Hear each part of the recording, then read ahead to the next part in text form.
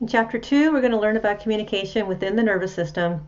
So basically how the different cells of the nervous system send signals to each other, and all the while realizing that all of those signals are what make us who we are. So let's take a look at the cells of the nervous system. So first off, of course, neurons. And how many neurons are there? Well, there's estimated to be about 80 billion different neurons in a person's body. So that's a lot. They make up 10% of our brain volume approximately. So they are surprisingly a relatively small percentage of the total volume of your brain. There are many, many, many more glial cells than there are neurons. They make up really the rest of brain volume, so 90% of brain volume. Neurons specialize in sending sensory information to the brain and then sending signals out from the brain to the body.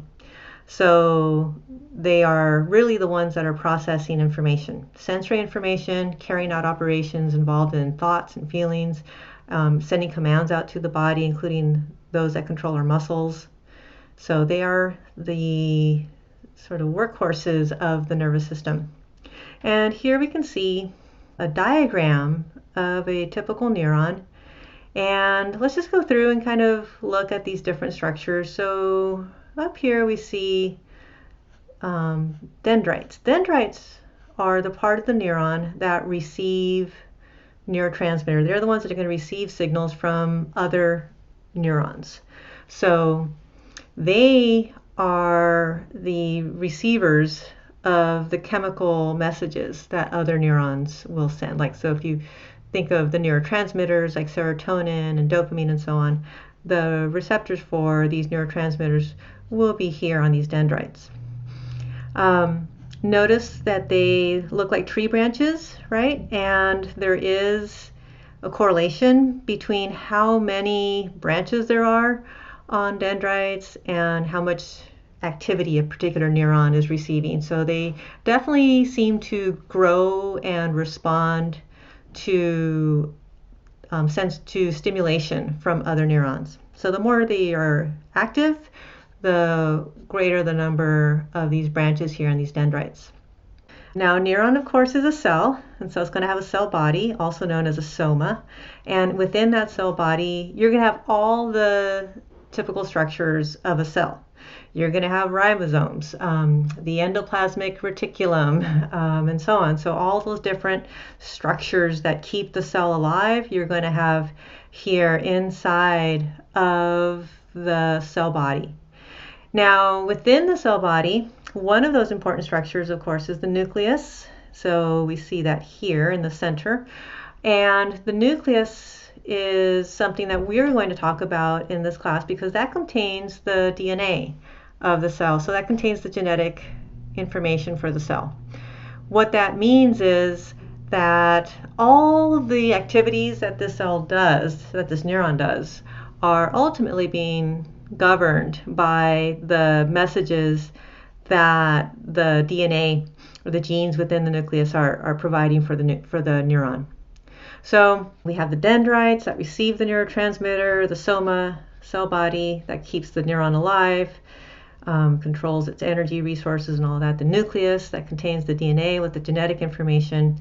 And then to send information, we have the axon, this long structure. So a very short axon might just travel a few millimeters, but a very long axon might go several feet, all the way from, for example, the tip of your toe, up through your foot, through your leg, all the way up into your spinal cord.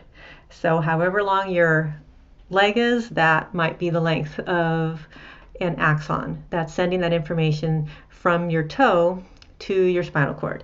So the axons may be short or they may be very long, sending information to, a really distant part of the body. Axons, though, because they are sending this information, and if you remember, that information consists of electrical impulses. If we think of how do we send electricity through a wire, it's usually not just through a naked wire, but we usually will find that wires are wrapped in insulation. And that's what we see here, where the axon is a lot like an electrical cord that's wrapped in insulation.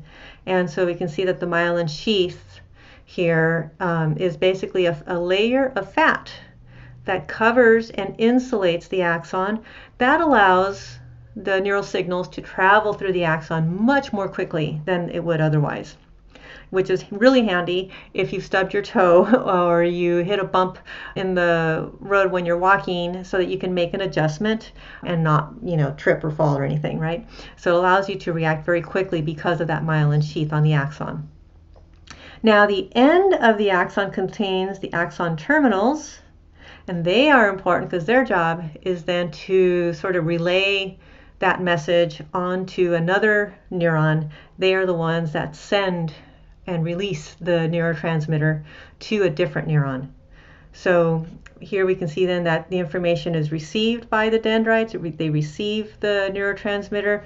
The neuron will act on that neurotransmitter according to the genetic information in the nucleus, and then that message gets sent through the axon, either a short distance to maybe a very nearby neuron, or a very long distance all the way from the toe of your big foot up into your spinal cord.